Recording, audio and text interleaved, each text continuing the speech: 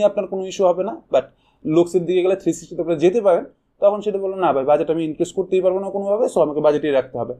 সেই জন্য আমরা এটা 7,400 টাকা পড়তেছে এটার কুলারটা, ইয়ার কুলারটা। এই তো সব। সবচেয়ে মূল ব্যাপারটা কেবিনেটটায় আমি একটু টাকা বেশি খরচ করছি, কারণ এটার মধ্যে যদি আমি MATX কোনো একুরিয়াম কেসিং ইউজ করতাম, 5টা ইনবিল্ট ফ্যান সহ আপনার 3,500-4,000 টাকার মধ্যে অ্যাভেলেবেল চলে আসতো। দ্যাটস ট্রু, এটা সত্যি কথা, সত্যি এর মধ্যে চলে আসতো। বাট ভাইয়ের পছন্দ করছি এই কেসিংটা, এবং SRM 920V আমি এর আগেও এটা দিয়ে বেশ কিছু বিল্ড করছি, মানে কাস্টমারের কাছে গেছে।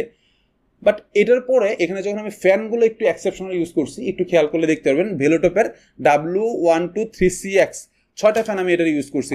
এটার পার সেট পরে 1,700 টাকা করে, এবং ইনফিনিটি মিরর ফ্যান, এবং ট্রাস্ট মি এটা যে কেউ